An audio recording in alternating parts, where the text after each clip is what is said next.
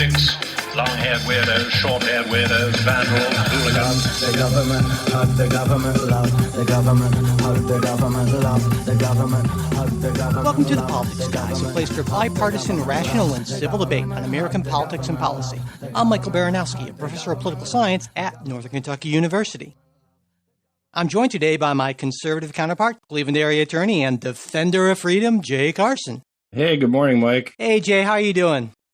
I'm kind of like a Chinese rocket, Mike, but with twice the speed and half the direction. Oh, God. Okay, well, that should be interesting. Well, thankfully, you will be not have to carry me all on your own, because we have a special guest, actually a returning special guest, Olivia, who, as many of you may remember, was back with us on the show in February, I believe it was, and there was just a lot of positive response to having, I don't know, Jay, maybe a voice that wasn't some, middle-aged-ish wasn't us guy. Yeah, exactly. So anyway, Olivia, we are really happy to have you back on the show today. Thanks. I'm super excited to be back. I should also mention that, speaking of people who are going to be coming back, who aren't us, it looks like Kristen will be coming back to the show soon. Regular listeners may know that she had to take a short hiatus to work on another project she had an opportunity to do, and that has wrapped up, and we're shooting for having our first Kristen and Mike show in quite a while on, I think, May 22nd, so just a couple weeks from now, and we will be happy to have Kristen back. I know I missed her. I know not a lot of listeners have, and so we are all looking forward to having Kristen back. But before we get started there, I want to just thank our newest supporters on Patreon. We have Johan, we have Martin, who actually is a current supporter who doubled his level of support for the show, and Jordan D., another longtime supporter who, again, more than doubled his previous level of support. Yeah, and finally Ryan. You sure want Kristen back? What's just think how we do with her, actually, without her, So, but anyway, and then there's Ryan, who's been listening for years, and he said he became a Patreon supporter and also gave us an extremely generous donation through Venmo at the same time for, in his words, to make up for all the time that he's been listening, which was Thank really, you, guys. Yeah. And Ryan also wrote in to say he's constantly finding myself in agreement with sides of issues I never thought I would have engaged in. You're building empathy and understanding in a time where these are hard to come by. Thanks again for all your work. Also, tell Ken to get his Discord ready. And so we'll have more on that actually next week, because that's sort of the thing that, Trey and Ken put together. And actually, a number of people responded very well to the Get Ken on Discord thing. But I will let Trey talk about that when he and Ken do the show next week. But that looks like that is actually a thing.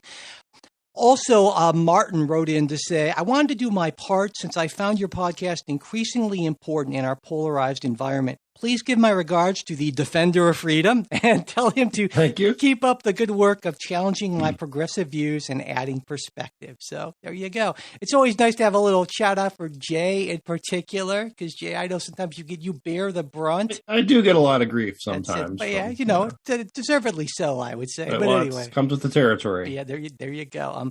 It's not easy being a defender of freedom. Anyway, it is not. It is not. So as a Patreon supporter, you get that second full-length show every week. You also get ad-free versions of all our shows. There's other stuff at other levels of support. To check it out, just go to patreon.com/politics, guys. And as always, if you would like that bonus show, but you're just not in a position to financially support the podcast, totally understandable. Just send me an email, mike@politicsguys.com, and I will get you all set up with that. All right.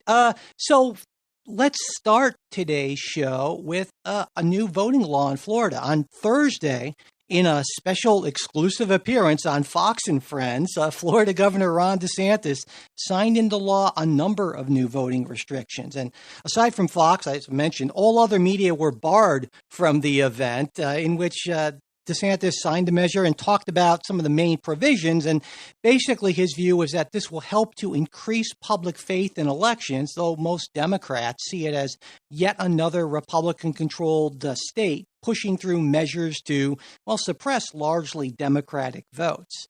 And some of the key details of what this Florida law entails, it requires that ballot drop boxes be supervised and only available when elections offices and early voting sites are open. It limits ballots that can be collected for submission to immediate family and no more than 2 unrelated people. It prohibits unsolicited mailing of ballots. It allows Democratic and Republican representatives access to observe signature matching reviews by the canvassing board.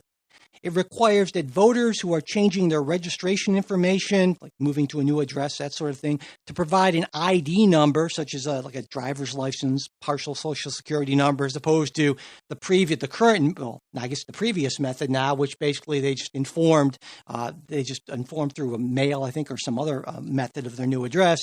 And also it gives every county access to live voter turnout data, which is updated hourly beginning at 7 p.m. on Election Day by the supervisor of elections. And that includes the number of mail ballots that have been received and the number of ballots that remain uncounted. Now, the law was immediately challenged in federal court by multiple groups who argue that it creates an unconstitutional barrier to voting for some groups. And as I said, this is the latest in a number of voting restrictions from Republican-controlled states, most notably Georgia, of course, in March, and Texas looks to be next in line to pass more restrictive voting laws. And finally, before we get into our discussion, I should point out that all of this is possible due to the Supreme Court invalidating the pre-clearance provisions of the Voting Rights Act in Shelby County versus Holder.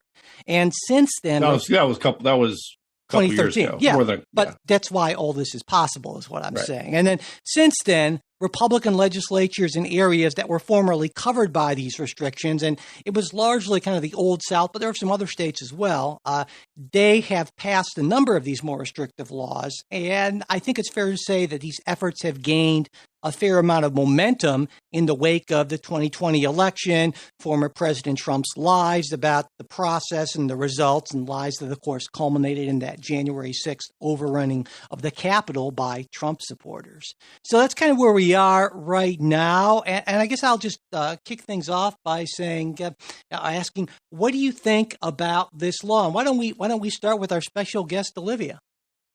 Yeah, I just think it's another, I guess, confirmation of like the big lie.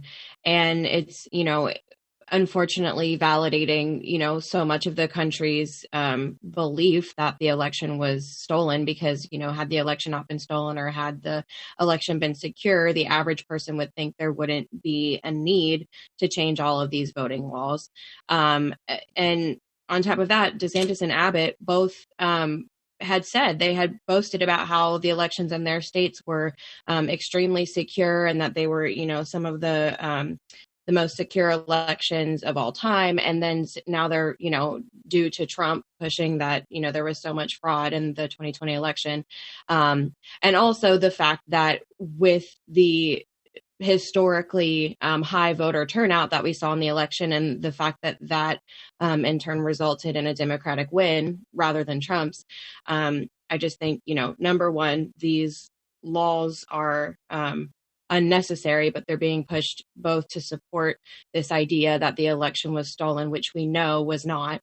But number two, because Republicans feel that their best shot at winning is by suppressing Democratic votes rather than gaining Republican votes, which is disturbing. And Jay, what do you think about that?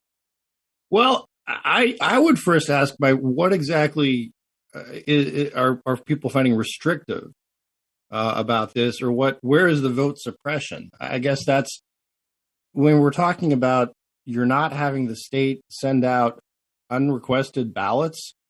How is that voter suppression? Well, that seems to be common sense, right? That the state just shouldn't send out ballots to addresses where they don't know who lives there, if anyone lives there. Secondly, with the drop boxes, again, drop boxes are something new. It was something sort of sui generis to the pandemic. And the requirement that you're going to have them monitored is somehow restrictive. Well, no, that's protecting vote security. Likewise, I just the collection of votes that makes sense, right? I mean, it's ballot harvesting. I think you could see where there could be a whole lot of mischief that could occur if you allow ballot harvesting, which is allowing someone just to go around a third party just to go around collect ballots from people and then take them or not take them to the Board of Elections. So if you're limiting that to family members, that seems to be a sensible restriction. Again, I don't see how this restricts people from voting. I don't see how particularly the idea that this somehow prevents minorities from voting. So I guess that's that. I'm at a loss, and I think this is more of the same, which we saw with Georgia, where there was actually expansions of voting opportunities. But in this sort of Orwellian view, the news media and the Democratic Party have claimed, no, it's Jim Crow all over again. So I'd ask you, what are the restrictions that you see, and how does this actually suppress votes? Well, because I don't think it does. One more thing. Sure. While I'm at it, no, the other piece, and this is to Livia's point. Look, Trump caused a whole lot of damage to our country with his, the big lie about I won by a lot, and the election was stolen. And she's absolutely right about that. But I think the remedy to that is to have elections that are secure. People can certainly say, well, listen, I've got some concerns, and I don't believe that the election was stolen. But do I believe the Pennsylvania Supreme Court changed the rules halfway through? Yes. Do I believe there are irregularities in some of these places? Absolutely, and there typically are. So I think the best way to dispute the Trump "the election was stolen" argument is to put in place laws that allow things like transparency and prevent the things like ballot harvesting, like just drop boxes, and have signature requirements. And these are things that are basic parts of voting that have been in effect for forever, and they have never been unconstitutional before.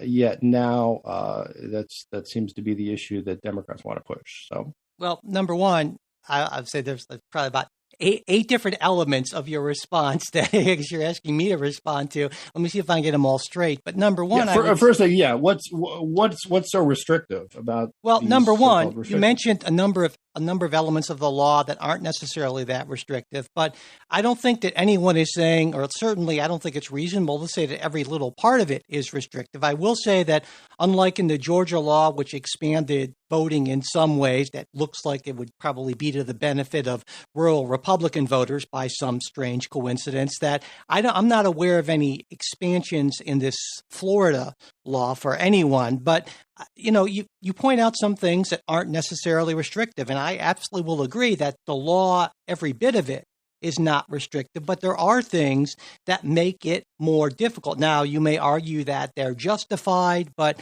things like, for instance, making it more difficult to change your registration, requiring more information. Or, for instance, I didn't mention this in one of the highlights, but in addition to the not soliciting or not sending unsolicited ballots, it's also not as automatic of a process. If you have to request new ballot, I think for every election. I think it has been every 2, I believe it was, if you wanted to do that. And so there are a bunch of small steps. It seems to me in my first pass comparison. Beyond Bull Connor's wildest dreams. Well, and so, yeah, it's not Jim Crow 2.0, but it certainly does. I mean, the whole point, though, it seems to me the whole Republican argument is, well, we need to make voting more secure. Now, there's no way to make almost anything more secure without putting more barriers up. That's kind of build a wall, around voting to make it more secure, basically. Well, and if you do that, it's fairly clear that the people who are going to be most disadvantaged are people who, generally speaking, tend to be Democratic voters. Now, maybe that's just a happy coincidence for Republicans, but to say that this is just some sort of high-handed concern for election security, especially in a state like Florida, which both sides heralded as a model of how elections should be run. This is, I won't say it's a solution or a solution in search of a problem, because the problem, I think, as Olivia pointed out, is that there are just, too many Democrats who might be voting. And if we can make it harder for them to do that and, wrap ourselves in the mantle of election security, well, that sounds like a fine idea. Well, I think you're reading. I think you're reading motives in there where there aren't, because I'm not sure that. Look, I think it's more. And I'll listen. If I'm being completely frank on this, I could see the argument that this is an appeal to the Republican base. I am less sanguine, less convinced about the argument that this actually would prevent more Democrats from voting. Simply because, again, Florida has mail-in ballots, kind of no fault absentee. All you got to do is request. You do have to request your mail-in ballot 10 days before the election. Some folks may think that's a restriction, but that seems to be not too much to me. Again, this is broadly more easy to vote, right, than it was in the Clinton administration or even the Obama administration. And I think you mean in terms of the expansion of mail-in voting in Florida? Yeah, in terms of mail-in votes, in terms of early voting, in terms of walk-in voting, now in terms of drop boxes. None of those things were present in a million years ago in 2008 when we elected the first Black president, or in 2012 when we elected him again. So I think this is there is a lot of oh gosh, again, I've got the Chinese rocket thing where I'm well, but no, a lot of demagoguery going on around this that I think is one, it's untrue, and also it's unhealthy. Well, what do you think about that, Olivia? Do you buy, at least in part, Jay's contention that that this is not that big of a deal? What's your reaction to that? So honestly, when I was reading all about like I was reading CNN's fact check on, exactly what the bill or what the law is changing about voting. And I do feel like these new changes are less, I guess they're less restrictive than some other states' new voting laws have been. And, I think, I wouldn't say that they're that as difficult to like overcome if you want to vote as some of the other laws have been, but they do make it harder to vote. And I guess, my question is why would DeSantis and Abbott be saying that, if the election was so secure in 2020, and if DeSantis is saying that Florida was like a model state, then why do we need to make voting harder? Unless it's because ultimately a Democratic president won. And I Mike, if I can answer that, yeah. I jump in and with kind of what we talked about a couple weeks ago with my bank robbery analogy. Yeah, I remember that one. Well, and I think it's still valid, right? You can say, look, we're really proud of our bank's security. We're proud that we haven't been robbed in forever. And we think do a great job. But you know what? We're going to do even a better job. How often? Let's put it this way. How often do you receive notices from someone you do business with online, your credit card company, or some online merchant that says, "Hey, now we're enhancing our security. We're doing even more, so you can shop with more confidence." I don't think that's it's. I don't think it's contradictory to say we have a great record on security, and at the same time say, yet we're going to keep improving and do better. And I just, But there are two sides, guys. Jay. That analogy, the problem with that analogy is, I think I mentioned the last time, is it's an incomplete analogy because you can't just look at security in a vacuum. Because the most secure election would be one where our armed guards, escorted every individual voter and, did some sort of a biometric scan. And so there is a balance here. And I think what people on the right oftentimes aren't willing to consider is what you inevitably give up when you get more security for whatever reasons. And we know that elections, for the most part, especially in a state like Florida, are extremely well run. President Trump's own administration, he denied it, said that, this was one of the most secure election in history. And yet, in the wake of that, saying, well, we can do better in the wake of the most secure election in history. Okay. Yeah, no, absolutely. Because here's the thing. They've said this is the most secure election in history. But there are still a lot of people who don't believe it. Or they don't believe that the next election might be as secure. And because of things like ballot harvesting, because of things like drop boxes, yeah, but that reminds me of Ben Sass's argument, where you say essentially this came after the January 6th Trump supporters taking the Capitol, and that he said the argument is ridiculous. Is what you end up doing is say, well, let's raise a lot of doubts and let's support a president who raises fundamental doubts about the security of our elections, and then say, well, I guess we're going to have to tighten security because a lot of people are concerned about the security of our elections. I mean, it's a fundamentally dishonest argument. Because look, as we've seen, there is legitimacy is the cornerstone of our democracy, of our governance, right? If we don't believe in the result, rightly or wrongly, that the result is legitimate, that's a problem. And I think that the steps that we're talking about here are ones that do address legitimate concerns. Let's put it this way. Let me kick it to you guys. Can you make the argument for ballot harvesting?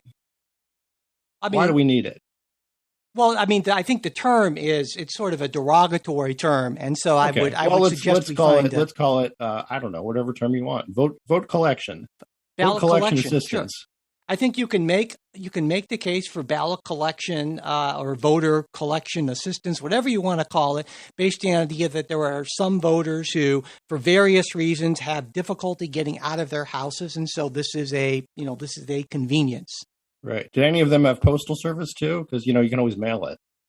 Yeah, and again, there are some people who may be housebound who don't want to just leave a ballot in the mailbox, that sort of thing. You can hand it to your mailman. If you happen to be around when your mailman, it seems to me is that with so many of these things, it seems to me, Jay, with so many of these things, you basically assume that voting is so easy and so convenient because you are a well-off white guy doing just fine for yourself. You're living in a different world from a lot of people who are voters or potential voters. And so when you say it's so easy, I always think, yeah, for you, sure, but most people are not like you. And that's my perspective. Olivia, you have any thoughts on that? Yeah, so I would have said all of the same things that you said, but I guess my question is, so if this election was so secure, we still have, a good portion of the country not believing that. And so I like the argument that, we need to make voting harder. And I'm not saying that it's, entirely ridiculous, all of these laws. Like, I understand the merit behind some of them, but that we need to make voting harder so that the portion of Americans who incorrectly believe that this election was not secure, so that they have more faith in the election process. They're already not believing the truth. So then, in the next election cycle, when all these laws are, being implemented, and what if they still don't like the result? And there's another, big lie that the election was stolen. I mean, I don't know. This election was claim to be secure, and they still don't believe it. So I don't know how making voting harder. I mean, I don't think it's that far-fetched to think that they're still going to reject the results if they don't like them in the future. So I don't think it's a good excuse to make voting harder on certain people just to kind of appease a portion of the country that is refusing to believe the result of the election, or believing this big lie that it wasn't secure, because they'll still believe that in the future if they don't like the results.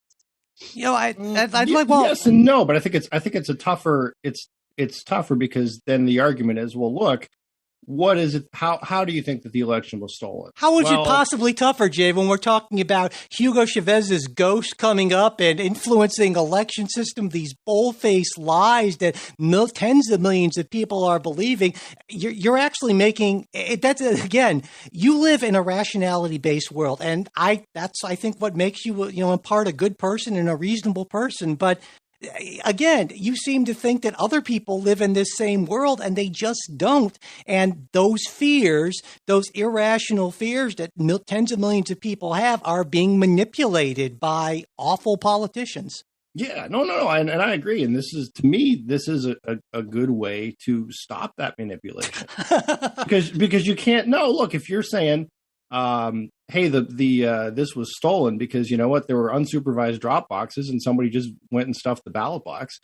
But that's to Olivia's point. There can be the pushback and say, no, you know what, all of these drop boxes were supervised. They were at official Board of Elections locations.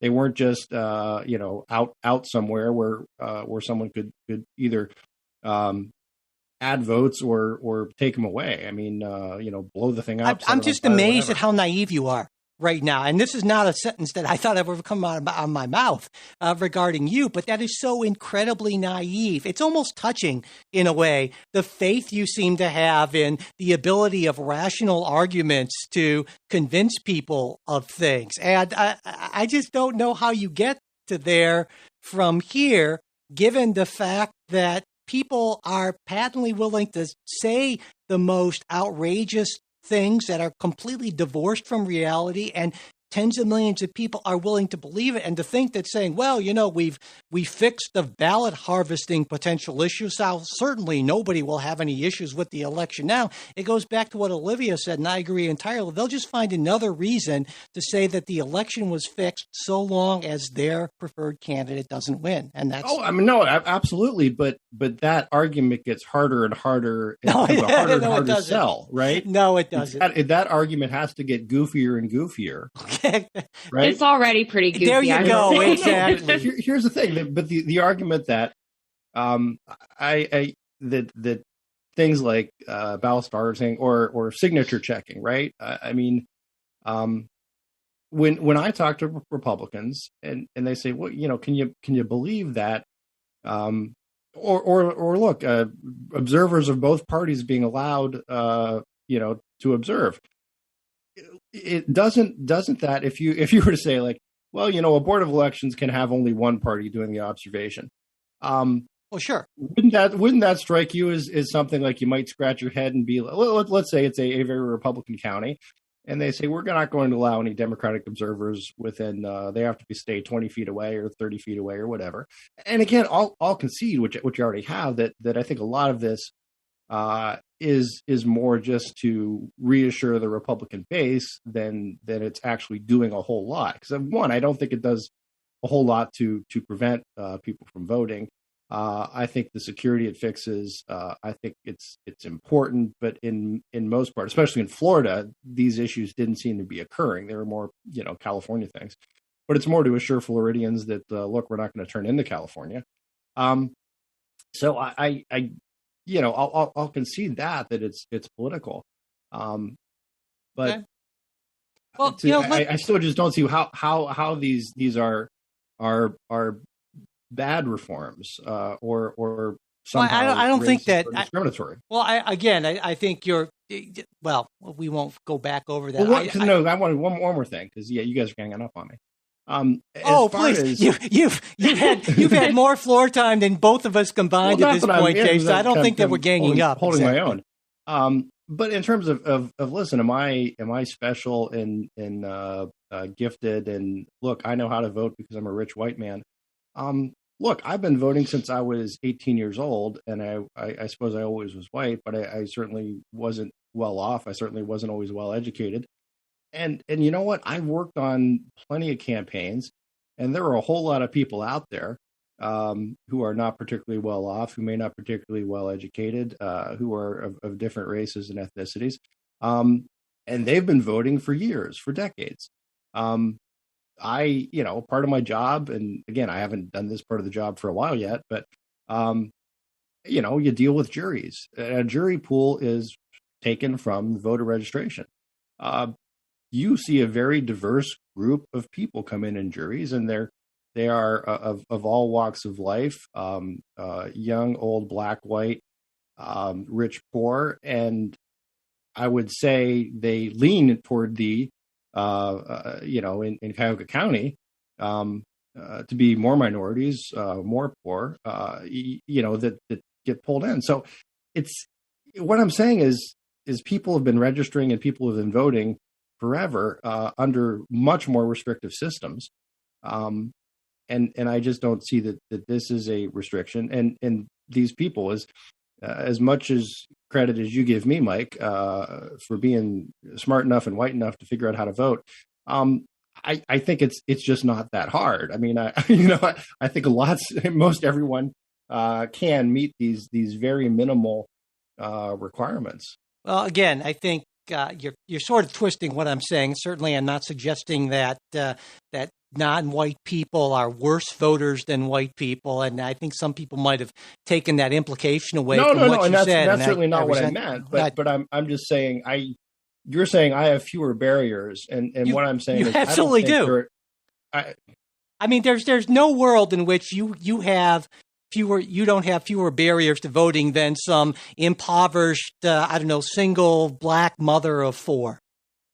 So I will say. Go ahead, Olivia. Yeah, and so I think the one part to me that is just unnecessarily harder, that makes it harder to vote, is that now Floridians have to re-register for every election cycle. And no, I don't think it's intangible to figure out how to register to vote on your own, but I can't tell you how many people knew that I was super into politics during the last election cycle and came to me and were like, how do I register to vote? I've never voted before, but this is important to me. I really feel like I need to vote this year, but I have no idea how I'm supposed to do it. Do I do it online? Do I have to go somewhere? And with somebody who has easy access to the internet, maybe not everyone does, but to someone who does, Google it, figure out how to register to vote. But not everybody has that access. So to make it even harder, where you have to go through that process more frequently, and you can't, I think whether there's merit to these laws or not, there's no argument that it does make it more difficult to vote, and it puts more obstacles in the way of voting. And I also think that, where we see both the Florida and the Texas law or the Texas bill are looking to, quote unquote, empower partisan poll watchers. And that takes me back to Trump's kind of insinuation of using, his Republican loyalists to intimidate Democratic voters. And that's kind of a concern that I have, is that this empowerment of partisan poll watchers will be used as an intimidation tactic. I don't know. I certainly don't think this Florida law is as restrictive as other states, like I said, but I do think it's making it harder to vote. Again, I don't think every part of it's ridiculous, but it is making it harder to vote. And again, I agree that it's kind of, a solution in search of a problem. If this election was secure, what problem is there that we need to address other than that we didn't like the results of it? Let's pull back before we move on to our next story, because I mentioned in the opening. I do want to just jump in with two quick things, but go. Sure. You say your thing first. Well, no, if you want to, I wanted to talk more broadly about the Voting Rights Act and John R. Lewis bill, but go ahead. So go ahead. Yeah. So no, but I just wanted to talk briefly on do Floridians have to re-register? I mean, am I understanding this correct, or is it only you have to re-register when you move? I believe you mean in terms of. I believe you have to. Well, you always have to re-register when you move. Right. Yeah. So, but in terms of the specific registration requirement, I am not Sure, actually. Because I would agree with Olivia. If you have to re-register again periodically, I do think that's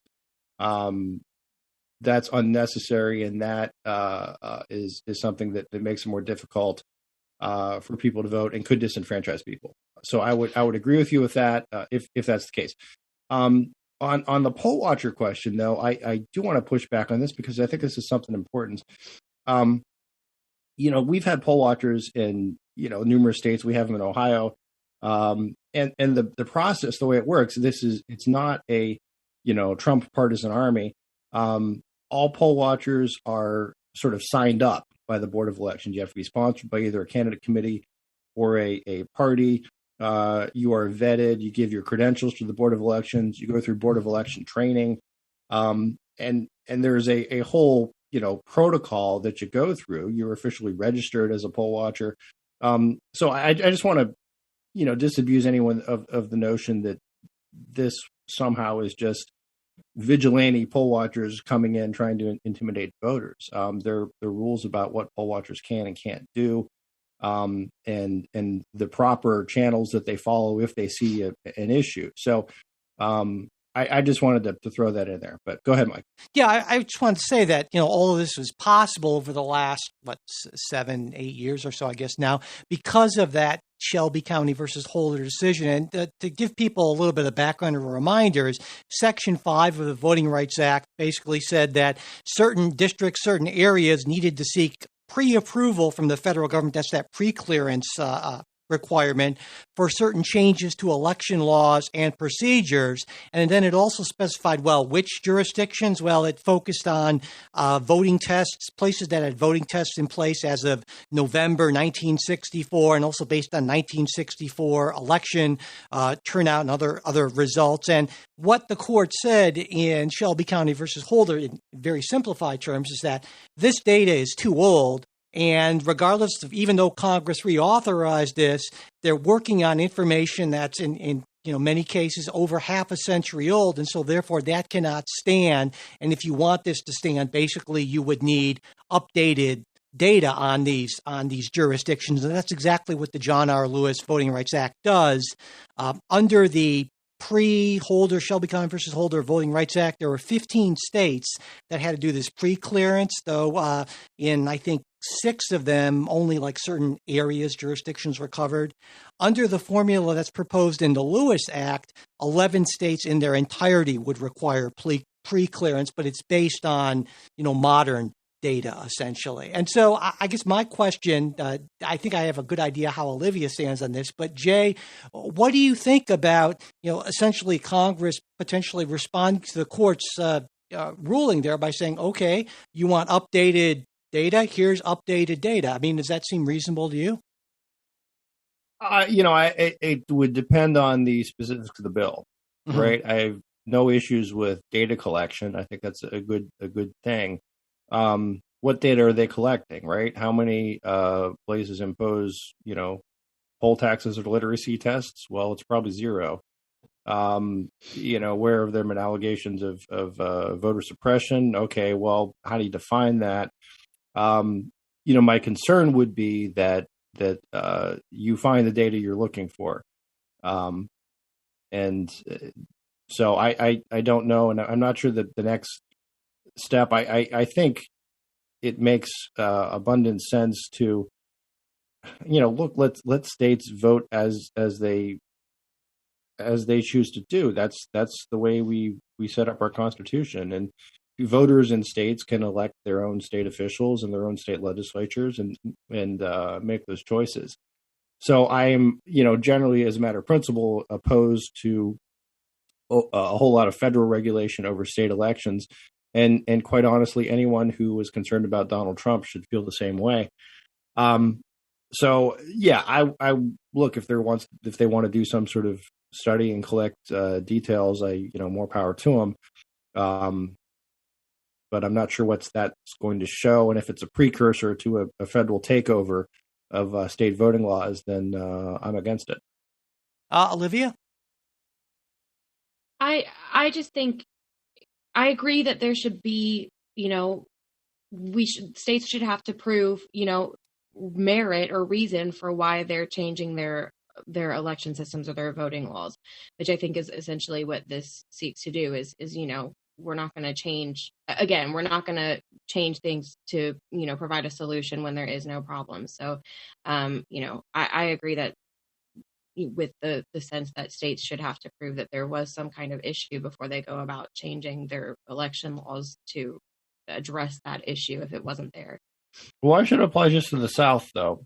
Well, it just doesn't apply just to the South. Right. In fact, Your your point would be with the new data, it could apply anywhere. And in fact, everywhere. under the old data, it doesn't just apply to the South. It applies to, I think, there was Alaska and I want to say actually certain counties in California, I believe, certain parts of Michigan, certain parts of New York State. So the Voting Rights Act, provisions, it wasn't just, well, let's target the South. It was just targeting places not based on geography, but based on past history of discrimination. But it was primarily the South. It was primarily, well, that's because that's where it happened, I mean, right. it's So, so yeah. But I'm sure we'll come back to this. I think Texas is getting ready to pass its law. I don't know if they'll do a Fox and Friends exclusive like DeSantis did exactly. Abbott will do that. I don't know, but I'm betting. I know we've run around. Can I throw out one because I had this awesome idea yesterday. Okay. In regard to the woke corporations that are then boycotting these states, I would say that if this happens, I would encourage these state legislatures to either amend their bill to ensure that corporate elections also run by the same rules or lack thereof as actual elections. Wow, Jay, calling for massive government interference in private business. No, okay, well, Mike, here's the thing that I'm looking at, right? I mean, I think if I would like to vote at the Coca-Cola shareholders meeting, I should be able to just drop it off in a Dropbox. If they want to ask, are you actually a shareholder or when did you buy your shares? Well, that's none of their business. We'll let the courts sort that out. Likewise, I think if Coca-Cola can just have someone go out and collect the ballots and bring them to the board meeting, I think that's much more. Okay, but let's be clear. What you're saying here is that you would actually be, and I think you're being facetious because I am. I'm calling out corporations on their hypocrisy and that they are denouncing states in their governance for steps that corporations would never in a million years dream of applying to their own governance. Well, I will just say, I will just say as a final word on this, that it's interesting to me. It seems like you're kind of not understanding a fundamental difference between the public and the private sector, but that's kind of a Republican sort of thing, I suppose. The public sector is different, and there should be heightened no. rules. Well, exactly. But here's the thing: if the private sector then ought to shut up and not like Mitch McConnell said, just donate money to our campaigns and shut the hell up when it comes to anything we don't like. I mean, I just find that just eye-rollingly just ridiculous. But anyway, I am sure we will come back to this, but we do need to take just a quick break, and then we will come back and talk a little bit about the many COVID vaccine developments in this last week, and that in just 1 minute. So moving on, there were a number of major developments concerning COVID vaccinations this week. Early in the week, President Biden announced a goal of 70% of adults having at least one vaccine shot and 60% fully vaccinated by the 4th of July. And the administration also announced that they would make a change to the weekly state vaccine allocation process. It's still going to be based on population, but now whenever a state declines its weekly allocated doses, those doses will be made available to other states instead of being carried over. It had been the practice. And the administration also, maybe most controversially, announced that it was in favor of waiving vaccine companies' intellectual property rights to speed manufacture and distribution of COVID vaccines throughout the world. So there's kind of at least three parts to this. And I thought maybe we could start with that 70% partially vaccinated, 60% fully vaccinated goal. What do you think about that? Does that seem like a good goal, a realistic goal? Olivia, you want to start us off? Yeah, I think it's a good goal, but I don't know that it's a realistic goal, because I was just on the New York Times. I was, looking at their live data tracking and everything, and there has been a 38% decrease in doses per day since mid-April when we were at that peak of everyone getting vaccinated. So at that current rate, I think they said it would be like August 20th, that 70% of people would be vaccinated, but that's not including children, people under 16 who are not eligible yet. I think it's a good goal to have. I just don't see it being realistic because the rate of vaccinations per day is steadily decreasing. So, we're at a 38% decrease now, but I think that's going to continue to slow. I think the general consensus is that people who were really eager to get a vaccine and who were trusting in the vaccine kind of jumped on it right away. And I just think, the rate of vaccination is going to continue to slow. And I don't think that July 4th goal is very realistic. Jay? Well, I think, originally this was a supply problem. It's now a demand problem. And I don't know how the supply problem seems to be, if you ask any company, the supply problem is always easier to fix than the demand problem, right? Right. It's always easier to make more. It's more difficult to get more people to buy your product. And I'm not sure the best way to go about that. Now, some of this again deals with, you've got kids who aren't eligible yet, but they're expecting the FDA to approve kids 12 to 16, probably within the next week or so. So that might change the numbers, right, a little bit when you're talking about total population. But I'm not sure how you get those folks out there who, look, if they haven't gotten it already, how do you convince them? It's a sales problem, not a manufacturing problem. And the Biden administration I should point out, is also they announced they were allocating a certain amount of money from the last COVID bill to go into kind of promoting that sort of thing and more efforts along those lines. But right, I agree. So I think that's great, and let's get it. But at some point, I don't know. I mean, we just have to see what the barriers are. And again, this goes to like market research type stuff, right? I mean, why are people not getting the vaccine?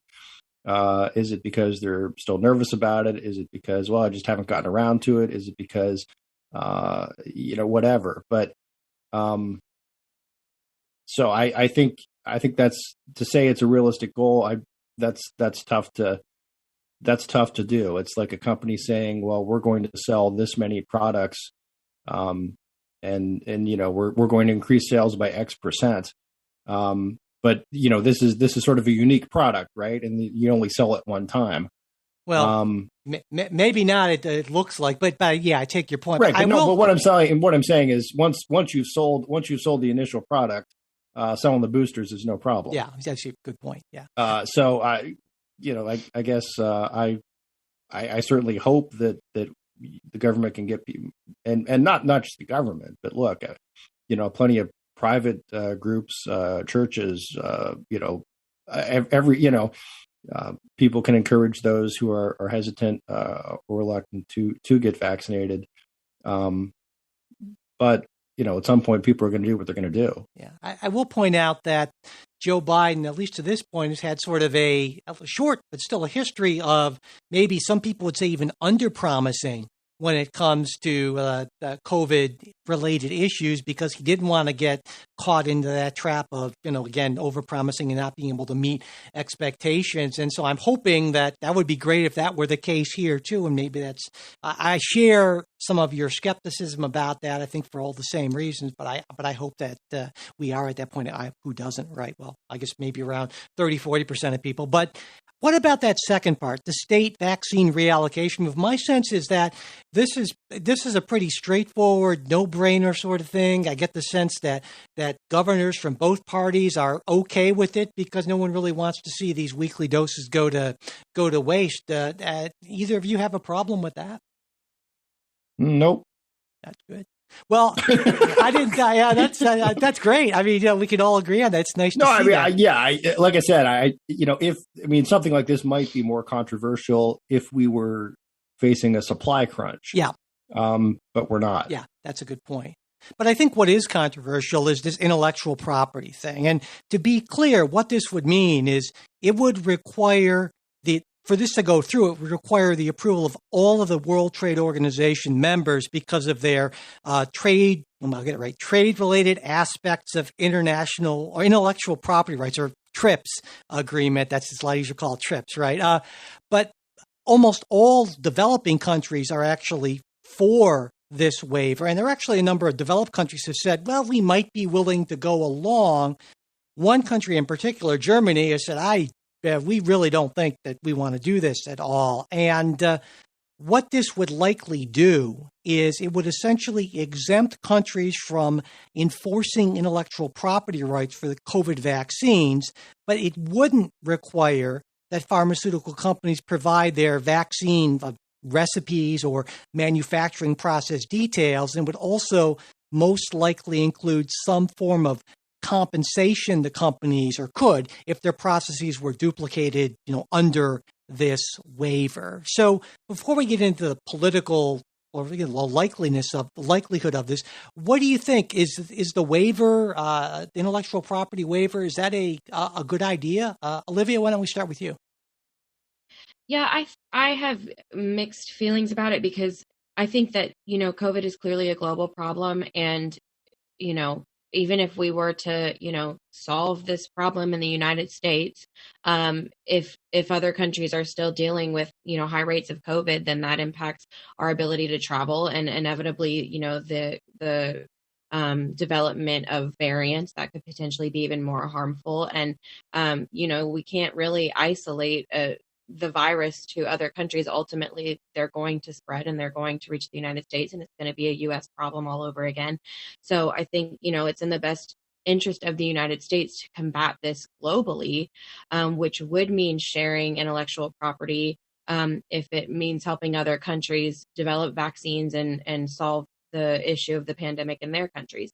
However, I do understand that, the typical argument that when we share intellectual property, it may impact the profitability of pharmaceutical companies developing quality vaccines.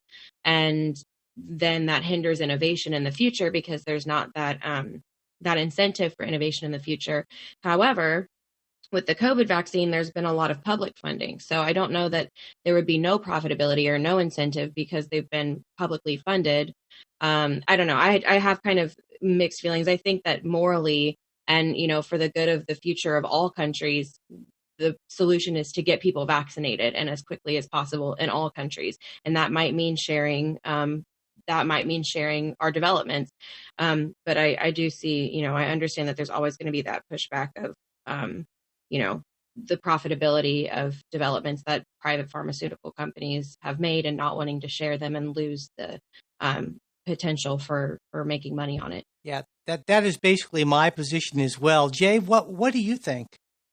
Well, I guess first I'd question the rationale behind this, right? If the idea is if we get rid of the intellectual property protections, more places can make the vaccine. From what I've read, that doesn't seem to be the case, right? It's not just having the secret sauce, so to speak, that allows you to make the vaccine. Anyone who would want to do this would have to, do a whole lot of other, take a lot of other ramp up steps,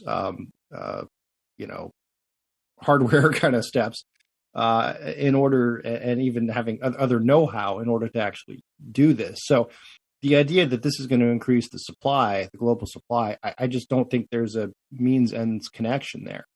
The second part of this is I'm really troubled. I mean, if I'm a biochemist, medical researcher at Pfizer or Moderna, and these folks, these companies poured in I don't even know the numbers. I can't even imagine the numbers, right? Of how much millions, billions of dollars research to do this, and they can rightly say, we may have, if not saved the world, done something really, really significant here. And then the government turns around and says, "Yeah, and we're taking that from you." Well, but it wouldn't be, just to be clear, it would not be that stark. It's not an all or nothing thing. And, it reminds me of what you said about the John R. Lewis Act. Well, it would depend on the details. And there are a lot of different ways that waiver can be written to be more or less potentially, I guess you could say, harmful to these big pharmaceutical companies who are making billions of dollars on this. But there certainly, I would agree with you, are ways that it could be done that it would absolutely have a huge negative effect on future innovation. But I think there are also potentially ways that it could be written that would have a much more limited effect, that could be much more balanced. But that said, and this is where I'll be kind of cynical, is my takeaway is the Biden administration saw this as an easy decision, because if you listen to a lot of U.S. allies, other developed countries, no one's really enthusiastic about this exactly. And so my sense is that the general feeling is that this is not going to get unanimous agreement. It's not going to go through. So it's an easy win to just say, yes, we are for this wonderful thing. And dang it, if it only weren't for Germany, we would have this. Well, and if that's the case, then I would congratulate them on good diplomacy, right? Yeah. So, if, like I said, if that's the case, this is just the easy case because we know it's not going to happen, but we can still look like the good guys. Then okay. The other issue on this that troubles me is just the precedent setting part of it, right? That the government, or worse yet, other governments can say, look, we'd like to all agree to strip your companies of the intellectual property that you worked really hard and spent a lot of money to create. That's problematic, I think, in terms of future innovation. It's problematic, particularly in terms of our global relationship with places like China, where intellectual property is a huge issue. So that would be my other reason for opposing this, just the precedent setting piece of it. That if the government decides that it's in the best interest of everybody, or if a group of other countries decide that it's in the best interest of them, and the U.S. government decides to go along, they can just take your stuff. That is inimical to liberty and innovation. Any final thoughts on that, Olivia, before we move on? Yeah, I mean, I agree about the precedent setting aspect of it. And there are certain, outside of pharmaceutical products, there are a lot of, IP data and in other aspects, weaponry, things like that, defense, that, yes, that's terrifying to think that, if enough other countries want, intelligence from the United States, the precedent is set that, like, if we decide we want to share it with them, we'll take it from these companies and share it. And that's scary. But I would also think that, the United States, if, not that I think they will, but if they agreed to, waive this limitation on sharing COVID vaccine related IP, I don't think that means that they would agree to share, more potentially dangerous or hindering to innovation, intelligence in the future. Like, I don't think that just because they do it this one time means that they would do it in the future. But I do understand that the precedent can be kind of a scary thing to think about. All right, we're going to just take one more quick break, and then we will come back and talk about Liz Cheney, House Republicans, and what's going on with all of that in just 1 minute. All right, so it looks like it's almost certainly just a matter of time until House Republicans remove Wyoming Representative Liz Cheney from her number 3 leadership position. Cheney, who was, again, one of the 10 House Republicans to vote in favor of impeaching Trump, was censured for that vote by the Wyoming GOP, but retained her position as House Republican Conference chair. but her continued engagement, I guess you would call it, in response to former President Trump's continuing lies about the election has essentially sealed her fate. And Cheney's almost certain successor is Elise Stefanik, formerly a Paul Ryan establishment Republican, who in recent years has become, I guess what you call a fierce defender of President Trump's, and who earned Donald Trump's endorsement for the conference chair position. And it's important to point out that in terms of actual policy positions, Cheney is actually considerably more conservative than Stefanik, which is something that actually the Conservative Club for Growth noted in their opposition to Stefanik replacing Cheney. And honestly, when I consider this, along with the reactions of the Republican base to really anyone who dared to challenge Donald Trump. There was Mitt Romney being booed at the Utah Republican Convention, and just yesterday, Ohio Republicans censuring Representative Anthony Gonzalez. It seems to me that being a Republican, at least in the House, in good standing in 2021, has a lot less to do with being a conservative than it has to do with standing with Donald Trump. What do you think about that, Jay? Yeah, I'm afraid you're right on those cases, and it troubles me to no end because Liz Cheney is a pretty rock solid conservative, as was her father, as was her mother. So that I think is a problem. Anthony Gonzalez, I think, has served honorably the state of Ohio.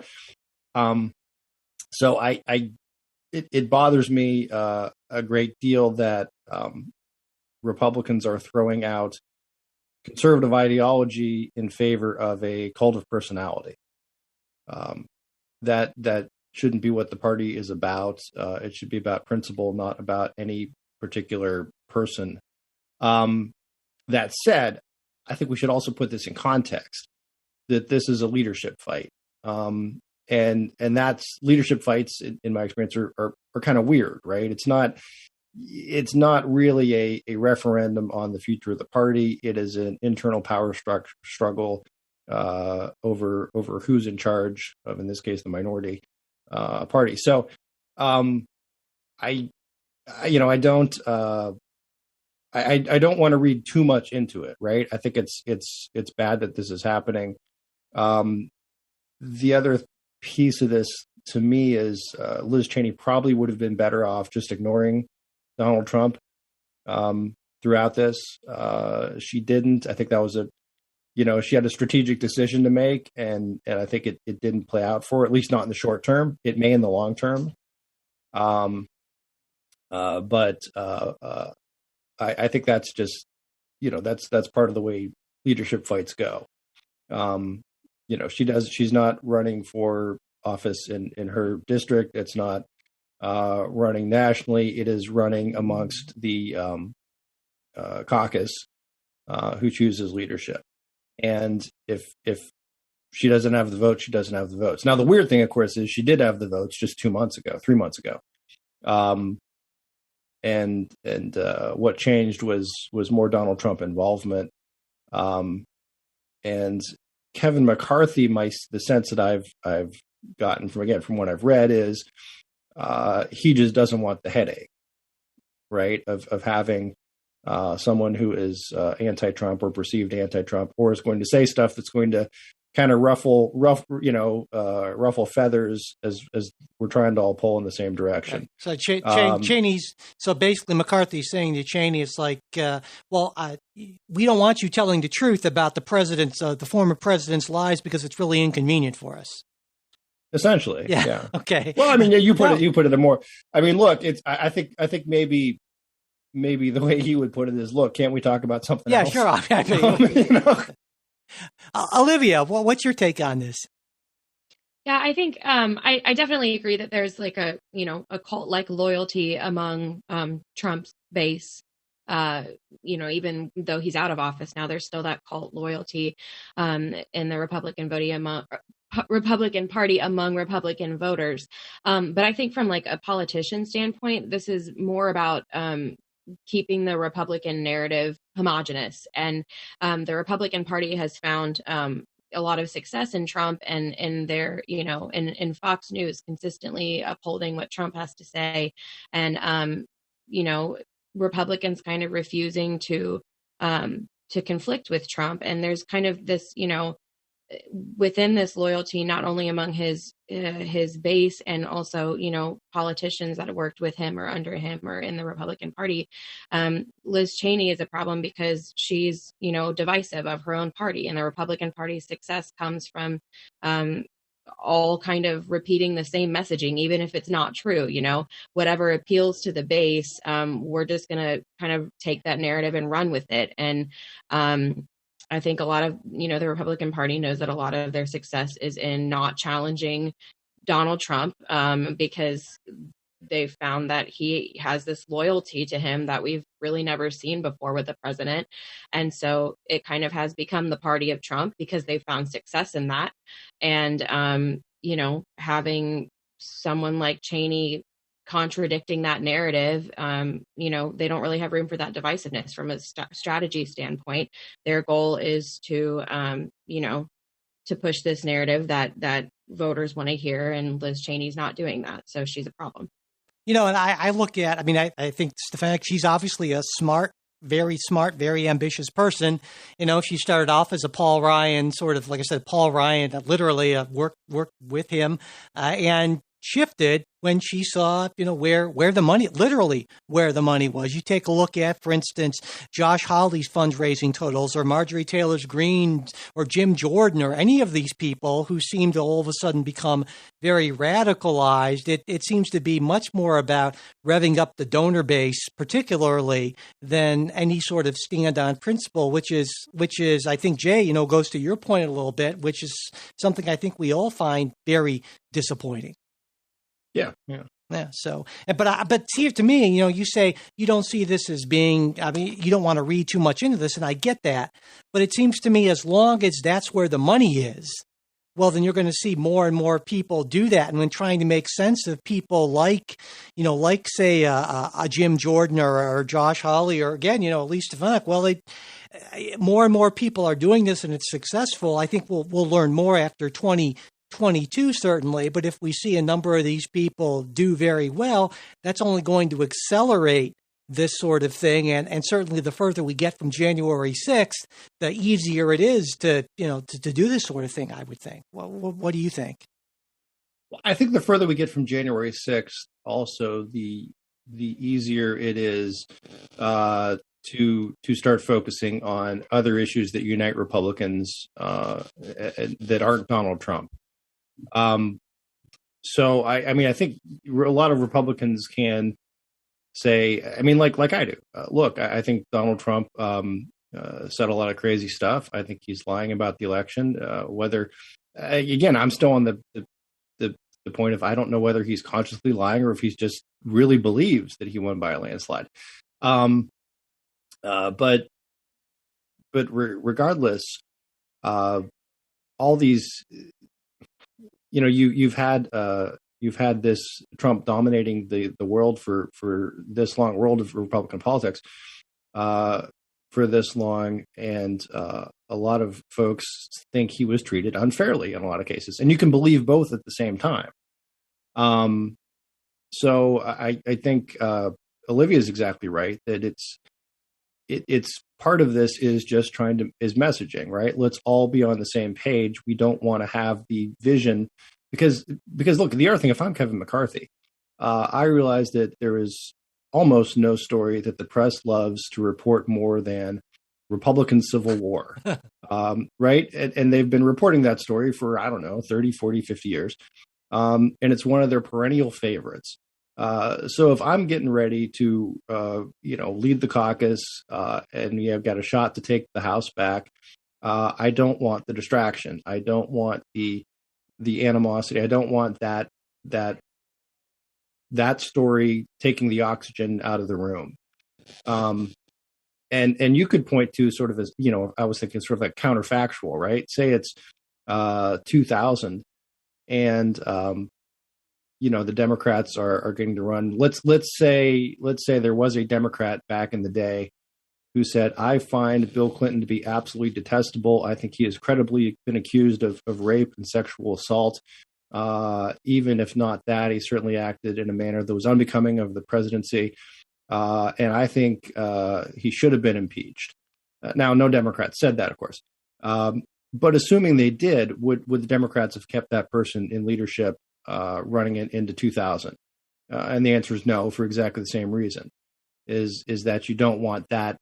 You want everybody pulling in the same direction. Yeah, and I think a number of people on the right have, well, I think more, I would say, respectable in my sense of it. That would be you, Jay. People on the right essentially made that argument that, hey, Liz Cheney, good on her for having the courage of her convictions and being willing to continually call out President Trump's continuing lies, but that comes at a cost. And the point of being in the leadership is to focus on, well, winning a majority, and anything that detracts from that is something you shouldn't be doing as a leader, basically. And that seems to me to be your argument. Yeah.